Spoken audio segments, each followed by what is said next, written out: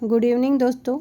NCERT की series में आज हम पढ़ेंगे चैप्टर नंबर 4 और हमारी जो किताब है वो है सामाजिक और राजनीतिक जीवन क्लास 8। चैप्टर 3 तक हम कंप्लीट कर चुके थे। ये चैप्टर नेम है इसका कानूनों की समझ। और इस चैप्टर में ज़्यादा कुछ खास है नहीं, बस आप सुनिए क्योंकि इसमें जो क्वेश्चन बनेंगे ना वो ऐसे बनेंगे जैसे पेडागोजी के क्वेश्चंस होते हैं, यानी कि आपको समझ के उसका आंसर देना है। तो जल्दी जल्दी इसको फिनिश करते हैं। जहाँ पे लगेगा हाँ that it is important and we have to need to underline और राइटिंग, तब वहाँ पे थोड़ा स्लो हो जाएंगे, अदरवाइज़ इसको जल्दी से फिनिश कर देते हैं। ठीक है, चलिए चलते हैं। चैप्टर 4 कानूनों की समझ। आप कुछ कानूनों से परिचित होंगे। शायद आपको शादी की उम्र सीमा या मताधिकार की उम्र सीमा का पता होगा। संभव है आप संपत्ति को खरीदने बेचने और के कानूनों को भी जानते होंगे। अभी तक आप ये जान चुके हैं कि कानून बनाने का जिम्मा संसद का होता है। क्या ये कानून सभी पर लागू होते हैं? नए कानून किस तरह अस्तित्व में आते हैं? क्या कोई कानून अलोकप्रिय या विवादास्पद भी होता है? नागरिक के नाते हमें ऐसी परिस्थितियों में क्या करना चाहिए? तो ये आज हम देखेंगे। अब ये जो दिखाई दे रही पिक्चर, इसमें क्या हो रहा है? प्रोटेस्ट कर रहे हैं किसी चीज़ को लेके, अभी हम लोगों को नहीं पता है। अभी हमारा चैप्टर है कानून की समझ का फर्स्ट पॉइंट। क्या कानून सब पे लागू होते हैं? अब एनसीईआरटी की सबसे अच्छी बात है कि वास्तव में वो चीज़ों को समझाती है। चलिए इस स्थिति को पढ़ें और उसके नीचे दिए प्रश्नों के उत्तर दें। कॉमन सी चीज़ है, आप भी पढ़ेंगे तो आपको भी आंसर तुरंत इसका पता चली जाएगा। एक सरकारी अधिकारी के बेटे को जिला अदालत ने 10 साल की सज़ा सुनाई है। इस वजह से वह सरकारी अधिकारी अपने बेटे को भाग निकलने में मदद करता है। क्या आपको लगता है कि उस सरकारी अधिकारी ने ये सही काम किया? क्या उसके बेटे को केवल इसलिए कानून से माफ़ी मिल जानी चाहिए कि उसका बाप आर्थिक और राजनीतिक रूप से ताकतवर है? नहीं ना, लेकिन हो जाता है ऐसा। यह सीधे सीधे कानून के उल्लंघन का मामला है। जैसा कि आप इकाई 1 में पढ़ चुके थे, राष्ट्रवादियों के बीच में इस बात पर पूरी सहमति थी कि स्वतंत्र भारत में सत्ता के मनमाने इस्तेमाल की कोई गुंजाइश नहीं होनी चाहिए। इसलिए उन्होंने संविधान में कई ऐसे प्रावधान जोड़े जो कानून पर आधारित शासन की स्थापना के लिए जरूरी थे। इनमें सबसे महत्वपूर्ण प्रावधान ये था कि स्वतंत्र भारत में सभी लोग कानून की नज़र में बराबर होंगे। क्योंकि जब अंग्रेज कानून बनाते थे, वो अंग्रेज क्या करते थे, उसमें भारतीय लोगों को हमेशा नीचे ही रखते थे। तो जब भारत के लोगों ने कहा कि जब स्वतंत्र भारत होगा तो कानून ऐसा बनेगा जो उसकी नज़र में सभी लोग बराबर हो। हमारा कानून धर्म, जाति और लिंग के आधार पर लोगों के बीच कोई भेदभाव नहीं करता। कानून के शासन का मतलब है कि सभी कानून देश के सभी नागरिकों पर समान रूप से लागू होते हैं। कानून से ऊपर कोई व्यक्ति नहीं है, चाहे वह सरकारी अधिकारी हो या फिर वो धन्ना सेठ हो, यहाँ तक कि राष्ट्रपति ही क्यों ना हो। किसी भी अपराध या कानून के उल्लंघन की एक निश्चित सजा होती है। सजा तक पहुँचने की भी एक तय प्रक्रिया है। इसमें व्यक्ति का अपराध साबित किया जाता है। लेकिन क्या हमेशा ऐसा ही होता था? ऐसा तो नहीं होता था। अंग्रेजों तो क्या कहते, ऐसा किया था कि मतलब बिना सजा के भी हमको पकड़ लिए जेल में डाल देते थे, ऐसा ही था ना। कानूनों को अपने अधिकार क्षेत्र में अपने हिसाब से लागू करने के लिए आज़ाद थे। कुछ मामलों में जाति के आधार पर एक ही अपराध के लिए अलग अलग व्यक्ति को अलग अलग सजा दी जाती थी। जैसे निचली मानी जाने वाली जाति के अपराधी को ज़्यादा सजा दी जाती थी। औपनिवेशिक शासन के दौरान कानून पर आधारित व्यवस्था जैसे जैसे परिपक्व होती गई, जाति के आधार पर सजा देने में भेदभाव का चलन खत्म होने लगा। बहुत सारे लोग मानते हैं कि हमारे देश में कानून के शासन की शुरुआत अंग्रेजों ने की थी। इतिहासकारों में इस बात पर काफ़ी विवाद रहा है। इसके कई कारण हैं। एक कारण तो यह है कि औपनिवेशिक कानून मनमाने पर आधारित था। ये तो बिल्कुल बात सही है। दूसरी वजह यह बताई जाती है कि ब्रिटिश भारत में कानूनी मामलों के विकास में भारतीय राष्ट्रवादियों ने एक अहम भूमिका निभाई थी। 1870 का राजद्रोह एक्ट, जिसको रोलट एक्ट कहते हैं ना, देखते हैं क्या है। अंग्रेजी शासन के मनमानेपन की मिसाल था। इस कानून में राजद्रोह की परिभाषा बहुत व्यापक थी। इसके मुताबिक अगर कोई व्यक्ति ब्रिटिश सरकार का विरोध या आलोचना करता है तो उस पर मुकदमा चलाए बिना ही उसे गिरफ्तार किया जा सकता था। तो ये अंग्रेज जो तो बिना मन मतलब अपने मन से ही सारा काम करते थे। अब देखिए, रॉलेट एक्ट अंग्रेजों के मनमाने का एक और उदाहरण था। इस कानून के जरिए ब्रिटिश सरकार बिना मुकदमा चलाए ही लोगों को कारावास में डाल सकती थी। महात्मा गांधी सहित सभी भारतीय राष्ट्रवादी नेता रॉलेट एक्ट के सख्त खिलाफ थे। ये हम लोग पढ़ चुके हैं, फिर भी एक बार फिर देख लीजिए। भारतीय विरोध के बावजूद 10 मार्च 1919 से रॉलेट एक्ट को लागू कर दिया गया। पंजाब में इस कानून का भारी पैमाने पर विरोध होता रहा। इसी क्रम में 10 अप्रैल को डॉक्टर सत्यपाल और डॉक्टर सफुद्दीन किचलू को गिरफ्तार कर लिया गया। इन नेताओं की गिरफ्तारियों के विरोध में 13 अप्रैल को अमृतसर में जलियांवाला बाग में एक सभा आयोजन की गई। जिस समय ये सभा चल रही थी उस समय जनरल डायर ब्रिटिश फौजी टुकड़ियों के साथ बाग में दाखिल हुआ। उसने बाहर निकलने का रास्ता बंद करके बिना चेतावनी दिए लोगों पर अंधाधुंध गोलियां चलवा दी। इस हत्याकांड में कई सौ लोग मारे गए और असंख्य जख्मी हुए। मरने और घायल होने वालों में बहुत सारी औरतें और बच्चे भी थे। इस पेंटिंग में, अभी पेंटिंग में भी नीचे होगी, उसमें जलियांवाला बाग का ये दिखाया गया है। पहले पेंटिंग ही देख लीजिए आप।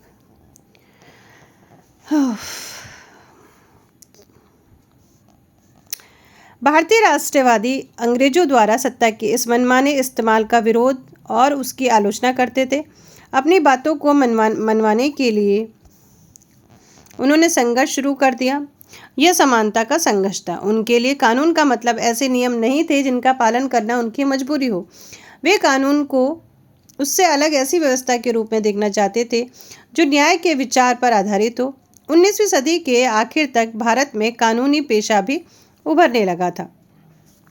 कानूनी पेशे में लगे भारतीयों ने मांग की कि उपनिवेशिक अदालतों में उन्हें सम्मान की नज़र से देखा जाए। ऐसे भारतीय कानून विशेषज्ञ अपने देश के लोगों के अधिकारों की हिफाजत के लिए कानून का इस्तेमाल करने लगे। भारतीय न्यायाधीश भी फैसले लेने में पहले से ज़्यादा भूमिका निभाने लगे। इस प्रकार औपनिवेशिक शासन के दौरान कानून के शासन के विकास क्रम में वहाँ के लोग भी कई तरह से अपना योगदान दे रहे थे। संविधान को स्वीकृति मिलने के बाद दस्तावेज एक ऐसी आधारशिला बन गया जिसके आधार पर हमारे प्रतिनिधि देश के लिए कानून बनाने लगे। हर साल हमारे प्रतिनिधि नए कानून बनाते हैं और कई पुराने कानूनों का संशोधन करते हैं। जैसा कि हमने क्लास 6 में पढ़ चुके थे कि 2005 के हिंदू उत्तराधिकारी संशोधन कानून के बारे में हमने पढ़ा। इस नए कानून में क्या था, बेटे बेटी और उनकी माँ तीनों को परिवार की संपत्ति में बराबर हिस्सा मिल सकता है। ये नोट कर लीजिएगा। 2005 के हिंदू उत्तराधिकारी संशोधन कानून के अकॉर्डिंग बेटे बेटी और उनकी माँ तीनों को परिवार की संपत्ति में बराबर हिस्सा मिल सकता है। इसी प्रकार प्रदूषण को नियंत्रित करने और रोजगार मुहैया कराने के लिए भी नए कानून बनाए गए थे। लोग इस निर्णय पर कैसे पहुंचे कि एक नया कानून जरूरी है, वे कानून का प्रस्ताव किस तरह पेश करते हैं, चलिए इस बारे में हम पढ़ते हैं कि नए कानून कैसे बनते हैं। ये पता होना चाहिए, हालांकि इसमें से आता नहीं है, लेकिन फिर भी जल्दी जल्दी पढ़ लेते हैं। कानून बनाने में संसद की एक महत्वपूर्ण भूमिका होती है। ठीक है, कानून हम अपने मन से नहीं बनाते, संसद की महत्वपूर्ण भूमिका होती है। यह प्रक्रिया कई तरह से आगे बढ़ती है। आमतौर पर सबसे पहले समाज के विभिन्न समूह ही किसी खास कानून के लिए आवाज़ उठाते हैं। यह सांसद की जिम्मेदारी है कि वह लोगों के सामने आ रही समस्याओं के प्रति संवेदनशील हो।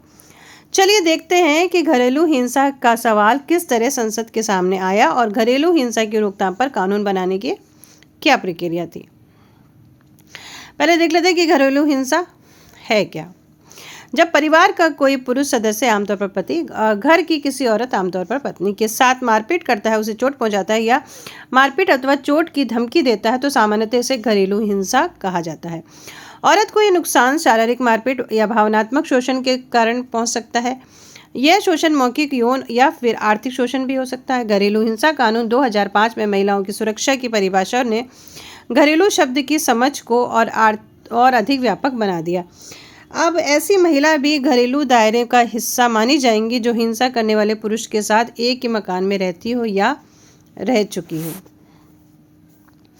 अब ये थोड़ा सा हम लोग देख लेते हैं, कॉमिक के जैसे है और इससे चीज़ें और ज़्यादा क्लियर हो जाएगी। ठीक है, देखिए यहाँ पे कन्वर्सेशन हो रहा है।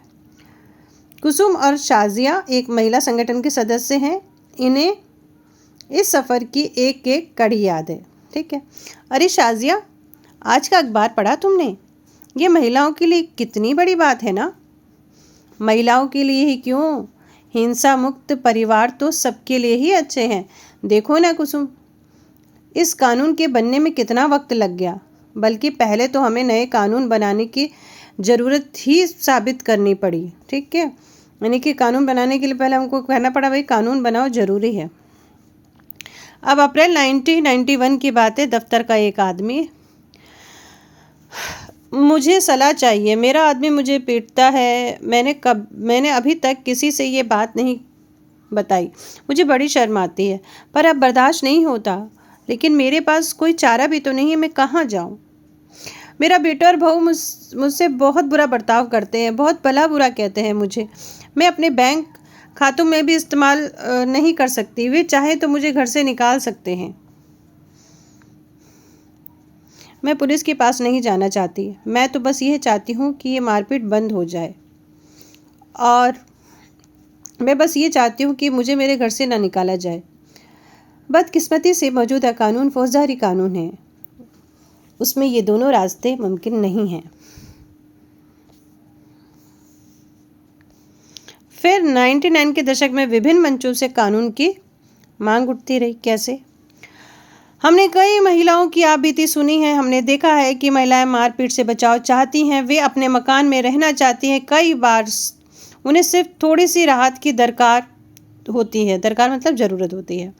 इस मुद्दे से निपटने के लिए एक नया नागरिक कानून होना चाहिए। आप देखो अब ये कानून कैसे बन रहा है। 99 में वकीलों, कानूनों के विद्यार्थियों और सामाजिक वैज्ञानिकों के संगठन लॉयर्स कलेक्टिव ने सर्वव्यापी चर्चा के बाद घरेलू हिंसा यानी रोकथाम और सुरक्षा विधेयक का मसौदा तैयार किया। इस विधेयक को बहुत सारे लोगों को पढ़ाया गया।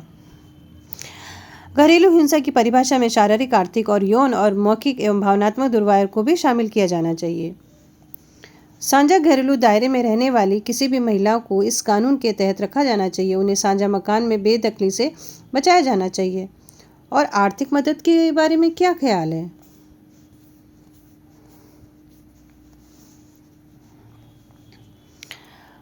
अब विचार विमर्श के लिए सब वो सारी चीज़ें हो रही तैयार।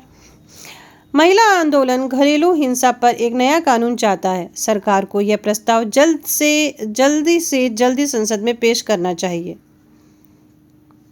इस विधेयक में कोई भी वो बात नहीं है जो हमने सुझाई थी। हमें इस विधेयक के इस रूप का विरोध करना चाहिए। चलो संवाददाता सम्मेलन बुलाते हैं। साथ ही कंप्यूटर पर भी एक ऑनलाइन याचिका भी शुरू करनी चाहिए, ताकि इंटरनेट पर लोग तुरंत ही अपनी राय दे सकें। कई महिला संगठनों और राष्ट्रीय महिला आयोगों ने संसदीय स्थायी समिति को अपने सुझाव सौंप दिए। संसदीय स्थायी समिति के माननीय सदस्यगण, वर्तमान विधेयक को बदलना जरूरी है। हम घरेलू हिंसा की प्रस्तावित परिभाषा से सहमत नहीं हैं। इस कानून में बच्चों की अस्थायी कस्टडी का भी इंतजाम करना चाहिए। अब क्या हुआ? ठीक है, अब अक्टूबर 2006 का एक संवाददाता सम्मेलन। ये नया कानून क्या है? ये पहला कानून है जिसमें महिलाओं के हिंसा मुक्त परिवार के अधिकारों को मान्यता दी गई है और घरेलू हिंसा की एक व्यापक परिभाषा पेश की गई है। यह एक दीवानी कानून है जो करोड़ों महिलाओं को राहत प्रदान करेगा। बहुत सारी पत्नियों, माँओं, बेटियों और बहनों को अपने घरों से हिंसा से निजात मिलेगी।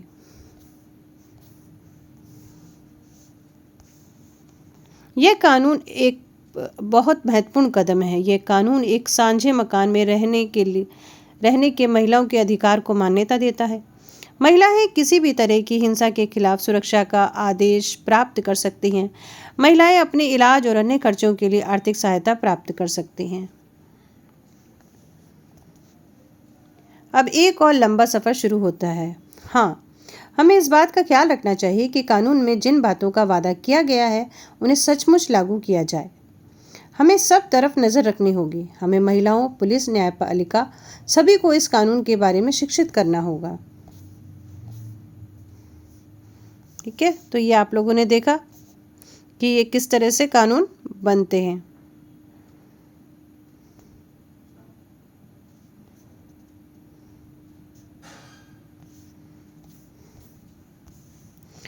इस उदाहरण से साफ हो जाता है कि नागरिकों की भूमिका कानून बनाने में कितनी अहम है। वे जनता की चिंताओं को कानून के दायरे में लाने के लिए संसद की मदद कर सकते हैं। इस प्रक्रिया के हर चरण में नागरिकों की आवाज़ बहुत मायने रखती है। यह आवाज़ टेलीविज़न रिपोर्टों, अखबारों के संपादकियों, रेडियो प्रसारणों और आम सभाओं के जरिए सुनी और व्यक्त की जा सकती है। इन सारे संचार माध्यमों के जरिए संसद का काम ठोस और पारदर्शी तरीके से जनता के सामने आता है। अब है हमारा अलोकप्रिय और विवादास्पद कानून। ये हम लोग पढ़ चुके हैं रोज़ा पार्क के बारे में। ठीक है, तो इसको हमें देखने की ज़रूरत नहीं है, बस अब इसको फटाफट फिनिश करते हैं। आइए अब एक और स्थिति पर विचार करें। कई बार संसद एक ऐसा कानून पारित कर देती है जो बेहद अलोकप्रिय साबित होता है। ऐसा कानून संवैधानिक रूप से वैध होने के कारण कानूनन सही हो सकता है, फिर भी वह लोगों को रास नहीं आता, क्योंकि उन्हें लगता है कि उसके पीछे नीयत सही नहीं थी। इसलिए लोग उसकी आलोचना कर सकते हैं, उसके खिलाफ जनसभाएं कर सकते हैं, अखबारों में लिख सकते हैं, टीवी चैनलों में रिपोर्ट भेज सकते हैं। हमारे जैसे लोकतंत्र में, यानी कि हमारा जो देश है लोकतंत्र में, आम नागरिक संसद द्वारा बनाए जाने वाले दमनकारी कानूनों के बारे में अपनी सहमति व्यक्त कर सकते हैं। जब बहुत सारे लोग ये मानने लगते हैं कि गलत कानून पारित हो गया, तो संसद के ऊपर भी उस कानून पर दोबारा विचार करने का दबाव पड़ता है। उदाहरण के लिए नगर पालिका की सीमाओं के भीतर जगह के इस्तेमाल से संबंधित विभिन्न नगर पालिका कानूनों में पटरी पर दुकान लगाने, फेरी लगाने को गैरकानूनी घोषित किया गया है। इसमें कोई संदेह नहीं कि सार्वजनिक स्थानों को साफ सुथरा खुला रखने के लिए कुछ कानून जरूरी है, तभी लोग आसानी से फुटपाथों पर चल पाएंगे।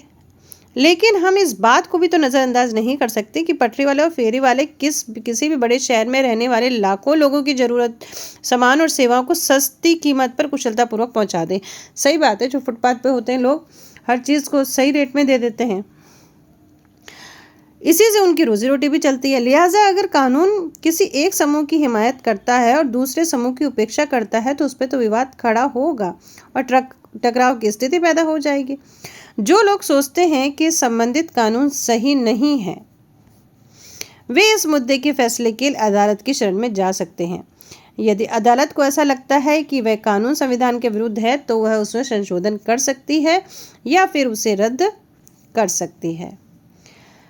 हमें इस बात का ध्यान रखना चाहिए कि नागरिक के रूप में हमारी भूमिका प्रतिनिधियों के चुनाव के साथ खत्म नहीं होती। इसके बाद हम अखबारों और अन्य संचार माध्यमों के जरिए इस बात पर नज़र रखते हैं कि हमारे सांसद क्या कर रहे हैं। अगर हमें लगता है कि वे सही काम नहीं कर रहे हैं, तो हम उनकी आलोचना कर सकते हैं। इस प्रकार हमें इस बात का सदा ध्यान रखना चाहिए कि लोगों की जितनी हिस्सेदारी होगी और जितने उत्साह से जुड़ेंगे, उतना ही संसद को अपना काम सही ढंग से करने में मदद मिलेगी। तो ये हमारा चैप्टर था कानून की समझ, जो कि फिनिश हो चुका है। हाँ, यहाँ पे कुछ था जिसको देखना था। यस, ठीक है। दिसंबर 2002 में स्थायी समिति ने अपनी सिफारिशें राज्यसभा को सौंप दी। इन सिफारिशों में लोकसभा में भी पेश किया गया था। कमेटी की रिपोर्ट में महिला संगठनों की ज़्यादातर मांगों को स्वीकार कर लिया गया था। 2005 में संसद के सामने एक नया विधेयक पेश किया। इन दोनों सदनों से मंजूरी मिल जाने के बाद उसे राष्ट्रपति के पास स्वीकृति के लिए भेज दिया गया। 2006 से घरेलू हिंसा महिला सुरक्षा कानून लागू हुआ। लागू कब हुआ देख लेना, ठीक है ना, इसको आप कर लीजिए। तो देखिए, इसमें यह भी बता दिया कि कानून कैसे कैसे जाता है। ठीक, स्थायी समितियां होती है, सिफारिशें राज्यसभा को सौंप देती हैं, फिर लोकसभा में जाती है, लोकसभा के बाद स्वीकार कर जाती है, फिर संसद में नया विधेयक पेश होगा। दोनों सदनों से मंजूरी मिलने के बाद फिर राष्ट्रपति उसको स्वीकृति के लिए भेजता है और इस तरह से कानून बनता है। ठीक है, सिंपल सा। कोई प्रॉब्लम नहीं, जल्दी सुन के फिनिश करिए। एक दो चीज़ें हैं इसमें नोट करने की, याद करने की, याद हो जाएगी, सिंपल है। एंड बेस्ट ऑफ लक आपके एग्ज़ाम के लिए। फिर मिलते हैं नेक्स्ट चैप्टर के साथ, तब तक के लिए bye bye, take care, see you, फिर मिलते हैं।